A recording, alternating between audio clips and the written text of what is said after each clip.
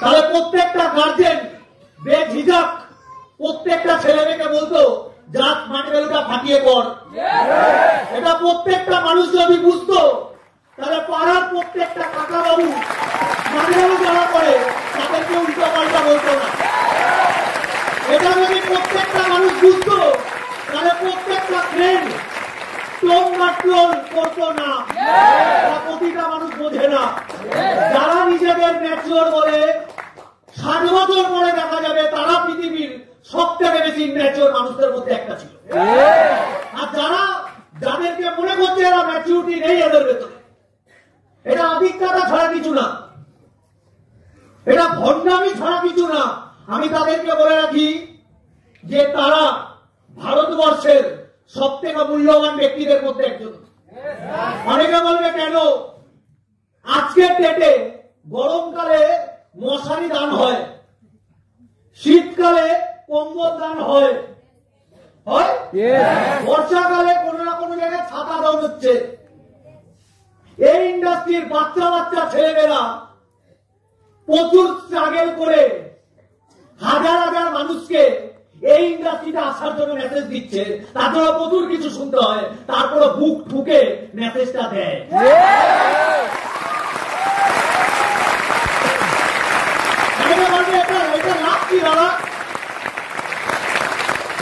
99% মানুষ সাকসেসফুল হতে পারেন একটাই কারণে, প্ল্যাটফর্মই নেই।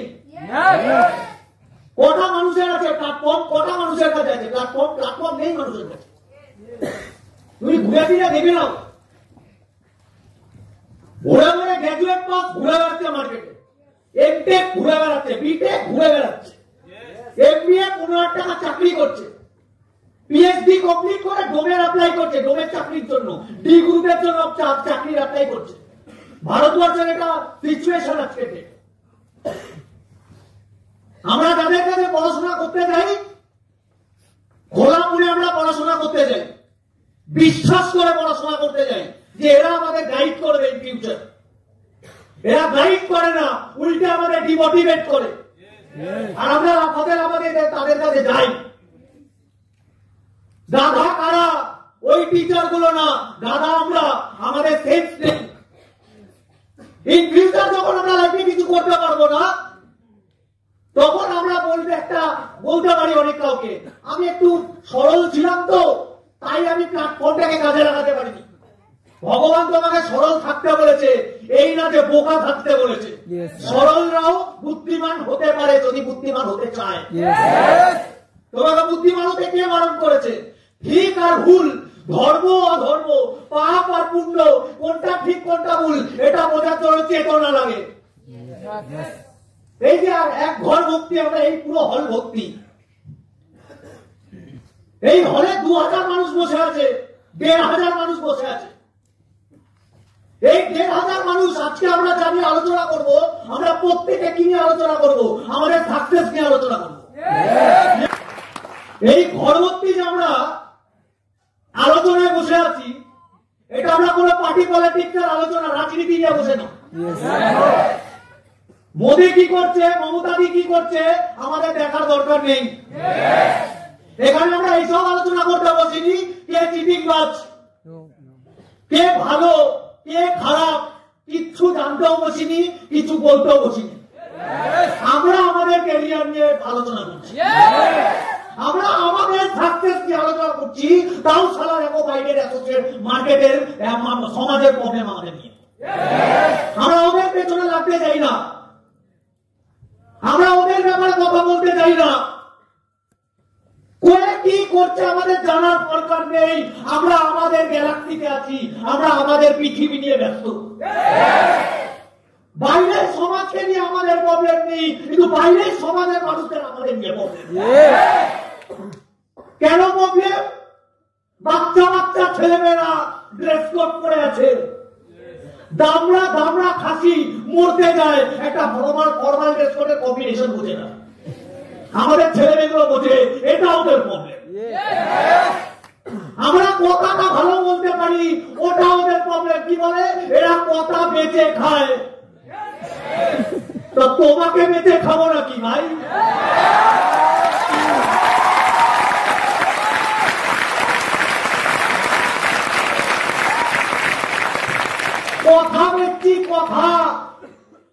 কীর্তি বেচছি না গান্ডু।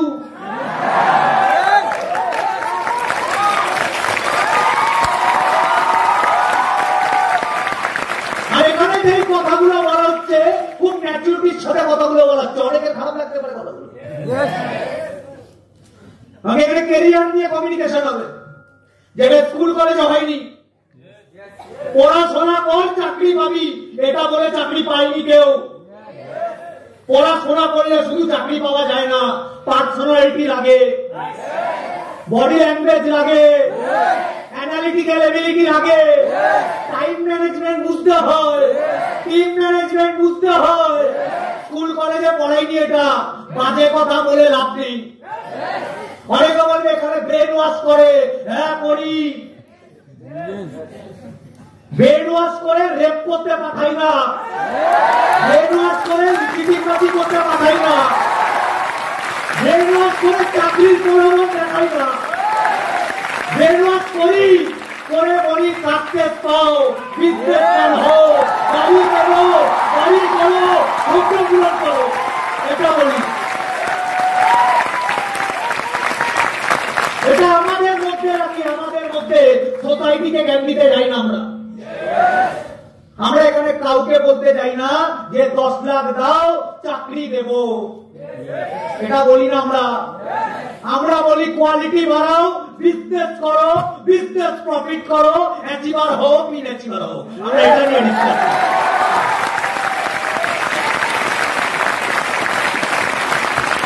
ভাবতেই পারে না কি এমন করেছে।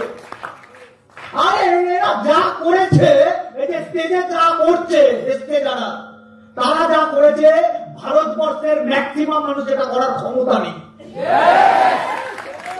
একটা মানুষকে প্ল্যাটফর্ম দেওয়া নর্মাল ব্যাপার না, একটা মানুষকে চয়েস করা নর্মাল ব্যাপার না, এটা করেছে। অনেকে ভাবে না এটা এটা কি এমন ব্যাপার, এটাই তো মেন ব্যাপার, এটাই মেন। কেন এটা কি কি মেন ব্যাপার? আরে ভাই এটা করেছে বলে লোকের কাছে খিস্তি খায়।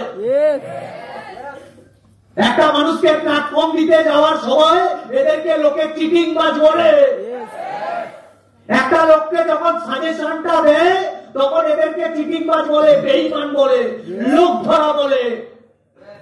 এটা পুরো হজম করে এরা। অনেকে হজম করতে পারে না, এরা হজম করে।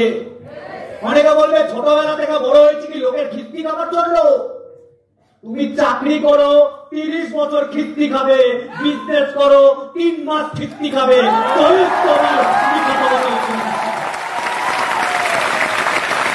তুমি বিজনেস করবে 3 মাস খিস্তি খাবে, চাকরি করবে 30 বছর খিস্তি খাবে। চয়েস আমাদের কত বছরের জন্য খিস্তি খাবে। খিস্তি দেবে আপনারা ভাবুন, আমরা খিস্তি দেবে, বস খিস্তি দেবে, কাস্টমার খিস্তি দেবে, টিম লিডার খিস্তি দেবে, ক্লায়েন্ট খিস্তি দেবে, বাড়ির লোক খিস্তি দেবে, পাড়া প্রতিবেশীও খিস্তি দেবে, ফ্রেন্ডরাও খিস্তি দেবে। চাকরি করলে ওরাও খিস্তি খায়। আমার কথা বিশ্বাস হচ্ছে না, ইউটিউব দেখে নাও। এইচডিএফসি কিছুদিন আগে একটা ব্যাংকের ভাইরাল হয়েছে ভিডিও, দেখে নাও পারলে। অনেকে বলে দাদা এই ইন্ডাস্ট্রিতে সাকসেস সোজা, পৃথিবীর কোন ইন্ডাস্ট্রিতে সাকসেস সোজা? সাকসেস কঠিনই হয়, সাকসেস সোজা হয় না, সেটা করে নিতে হয় সোজা। সাকসেসটাকে সোজা ভাবতে হয়, ভাবতে শিখতে হয় সাকসেস। কি করে সাকসেস আসবে? দিতে হবে 10 বছর। একটা ইন্টারভিউতে একটা রিপোর্টার একটা বিরাট কোহলিকে, বিরাট কোহলি চিনি, কিং কোহলি, ক্রিকেটের এখন মাস্টার ব্লাস্টার, তোকে ইন্টারভিউ দিয়ে বলছে বিরাট কোহলি হওয়া খুব সোজা, সাকসেস দেখছো, সাকসেস কে কি সাকসেস? ওয়াইফ কে বলিউডের টপ অ্যাক্টর, ওই ওয়াইফ লাইক তো স্টেট কি ইজি, অডি R8, বাংলো, 1050 কোটি টাকার মানে প্রপার্টি বা অ্যাসেট, কি ইজি লাইফ, লাইফটা ইজি। তখন বিরাট কোহলি বলছে আপনি বিরাট কোহলি হতে চান? ও বলছে হ্যাঁ হতে চাই, বিরাট কোহলি আমিও বিরাট কোহলি হতে চাই। বলছে বিরাট কোহলি হতে গেলে সকাল 4টের সময় উঠতে হবে, যেটা খুব ইজি। বিরাট কোহলি হতে গেলে 4টের পরে 6টা অবধি 2 ঘন্টা এক্সারসাইজ করতে হয়, যেটা খুব ইজি। 6টা থেকে 9টা অবধি মাঠে প্র্যাকটিস করতে হয়, যেটা খুব ইজি। সারাদিন না পিজা, না বার্গার, না কাজু বরফি, না সুগার, না সল্ট, কিচ্ছু না। এক মাস শুধুমাত্র বয়েলড সব খাবে, সেদ্ধ। খুব ইজি। নিজেকে ডায়েট মেনটেন করতে হয়, প্রিন্সিপাল মেনটেন করতে হয়, ডিসিপ্লিন রাখতে হয়। খুব ইজি সাকসেস। 150 কোটি জনসংখ্যার চাপ বিরাট কোহলিকে নিতে হয়, যেটা খুব ইজি। পুরো ইন্ডিয়ার চাপ আমার ঘাড়ে থাকে যখন আমার হাতে ব্যাট থাকে, আমি যখন মাঠে থাকি। হেরে গেলে সেই খিস্তি খাবার দম রাখতে হয় বিরাট কোহলিকে, যেটা খুব ইজি না।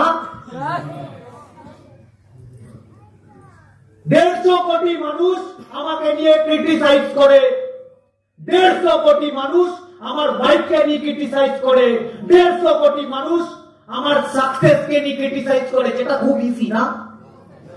তখন রিপোর্টারটা বুঝে গেছে কি বলতে চেয়েছে, এটাই বাস্তব। তুমি 1050 কোটি টাকার সাকসেস দেখছো, অ্যাসেট দেখছো, তুমি ওয়াইফ দেখছো অনুষ্কা শর্মা, তুমি ফরেন ট্রিপ দেখছো বিরাট কোহলি, তুমি বিরাট কোহলির ক্রেজ দেখছো, ক্রেজ। তুমি বিরাট কোহলির জার্নি দেখোনি, তুমি বিরাট কোহলির ফেলিওর দেখোনি, বিরাট কোহলির ডিসিপ্লিন দেখছি না আমরা। একটা মানুষের কাছে সাকসেস একটা দীর্ঘ টাইমের স্ট্রাগলের পরে আসে। আজকে বিশ্বজিৎ ঘোষের মার্সিডিজ দেখছে লোকে, বিশ্বজিৎ ঘোষের ক্রেজ দেখছে লোকে, বিশ্বজিৎ ঘোষের রেকগনিশন দেখছে লোকে। ভাই 4:30 আমিও ঘুমতে উঠতাম, আজ থেকে 10 বছর আগে। 5টার সময় বাইরে চলে যেতাম, বাড়ির বাইরে। সারাদিনে একবার খেতাম, 12টায় ঘরে ঢুকতাম, মোবাইলের টর্চ জ্বালিয়ে খেয়ে ঘুমিয়ে পড়তাম। মা ওঠার আগে আমরা পালিয়ে যেতাম। কত বছর চলেছে? 5 বছর চলেছে আমার সাথে এই রুটিনটা। 5 বছর চলেছে এই রুটিন। 1 বছরের খেলা না। বন্ধু সাপোর্ট করেনি, রিলেটিভ সাপোর্ট করেনি, মা বাবা সব গালাগালি দিত। কেন? বাড়িতে অভাব। কি হবে? বাড়িতে অভাব থাকলে গালাগালি খেতে হবে, টাকা না দিলে। সব সোজা। এই সবগুলো পেরিয়ে তারপর মার্সিডিজ আছে বাড়িতে। আমার পুরো গোষ্ঠীতে, পুরো জেনারেশনে আমরা স্টেপ নিয়েছিলাম, তাই আমাদের বাড়িতে মার্সিডিজ এসছে। আমার ছেলে মেয়েকে টেনশন নেই।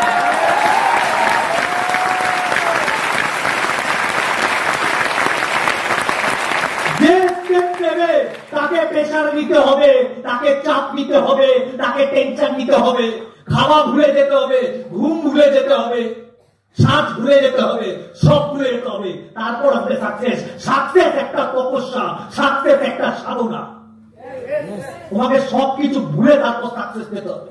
অনেকের প্রবলেম কি? দাদা এটাই তো প্রেম করার টাইম, দাদা এটাই তো মাল গেলার টাইম, দাদা এটাই তো ভ্যালেন্টাইন্স ডে গোলাপ দেওয়ার টাইম, এটাই তো হাত করার টাইম, হাক ডে, হ্যাঁ, ডল দে, পুতুল দে, বাল দে।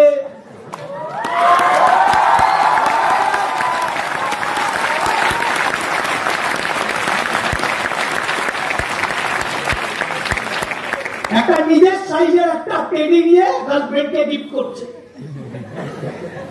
গাধা একটা। ও মাকে কোনোদিন একটা কিছু গিফট করে, শাড়ি গিফট করেনি। গার্লফ্রেন্ডকে টেডি দেবে বলে তারা কোন জায়গায় চাকরি করছে, দিনে 100 টাকা 200 টাকা। এটা টেডি দেওয়ার জন্য হয়তো 3 মাস চাকরি করেছে কারোর আন্ডারে। চকলেট দেওয়ার জন্য লোক বাবার পকেট মেরেছে। যাকে চকলেটটা দেবে ও চকলেট খেয়ে ওকে লাথও মেরে দেবে 2-3 বাদে। গাধা খালা। মা লোকের বাড়িতে বাসন মাজে, আরো হাগড়ে কে করতে যাচ্ছে? হবে না, সাকসেস আসবে না। ওপরওয়ালা সব দেখে, ওপরওয়ালা দেখে। আমি কোনদিন তারা হাগড়ে পাগড়ে পড়তে পড়তে যাইনি কারোর সঙ্গে।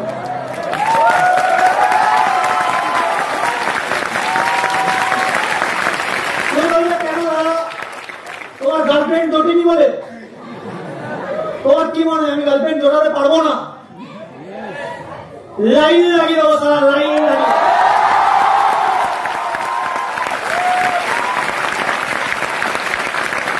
কিন্তু কেন লাগাবো না? কেন? ক্যারেক্টার আছে আমার। স্মার্ট ভ্যালু শিক্ষা দেয়নি ওটা। আমরা লিডার, আমাদের স্যাক্রিফাইস করতে হয়।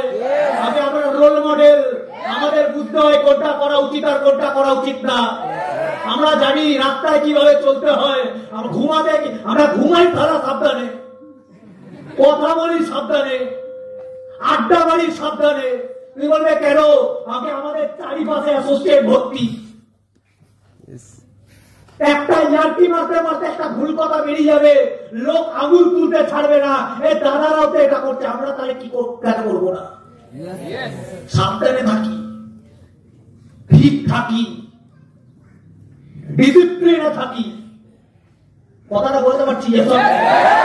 যে বলছে এটাই তো মদ খাওয়ার বয়স, আমারও তো এটা মদ খাওয়ার বয়স, তো খাইনি কেন আমি জীবনে? আমি কথাটা বলতে পারছি? আগে ভাই চয়েস করো যে তোমার লাইফে তুমি চাও কি, কোথায় যেতে চাও, সাকসেস মানে কি, কত টাকা ইনকাম করতে চাও, সব দেখো আগে। যদি চাই এসব বাজে বাজে জিনিস ছাড়তে হবে, ক্যারেক্টার ঠিক রাখতে হবে, অনেস্টি হতে হবে, নিজেকে পাপে জড়িয়ে ফেলো না। একবারই মানুষ জন্ম পেয়েছি, পরের বারে কি হব কেউ জানে না। মানুষের মতো কর্ম করলে পরের জন্মে মানুষ হব, জানোয়ারের মতো কর্ম করলে পরের জন্মে জানোয়ার হব। তো জানোয়ার হব না, মানুষ রূপী জানোয়ার হতে যাব না। স্মার্ট ভ্যালু একটা পবিত্র জায়গা, যে পবিত্র জায়গাতেও তোমাকে পবিত্রতা শেখাচ্ছে। তুমি পবিত্র কখন হবে?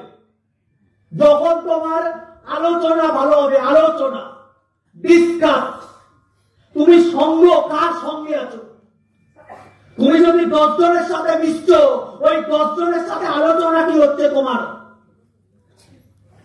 যদি পজিটিভ আলোচনা হয়, মাইন্ডে পজিটিভিটি চলবে। মাইন্ডে যখন পজিটিভিটি চলবে, তুমি অ্যাকশন ভালো নেবে। অ্যাকশন যখন ভালো নেবে, তখন তোমার কাছে রেজাল্ট ভালো আসবে। এই পৃথিবীতে সুখ আর দুঃখ, এই দুটো জিনিস নেই। তুমি দেখাও সুখ দুঃখ আমাকে। সুখ দুঃখ কোনো বস্তু না, সুখ দুঃখ হচ্ছে আমাদের কর্মের ফল। তুমি আজকে যা করছো, তুমি সেটার ফল পাবে। সেই ফলটা সুখ বা দুঃখ রূপে আসবে তোমার লাইফে। তো ডিপেন্ড করছে তুমি আজকে কি করছো।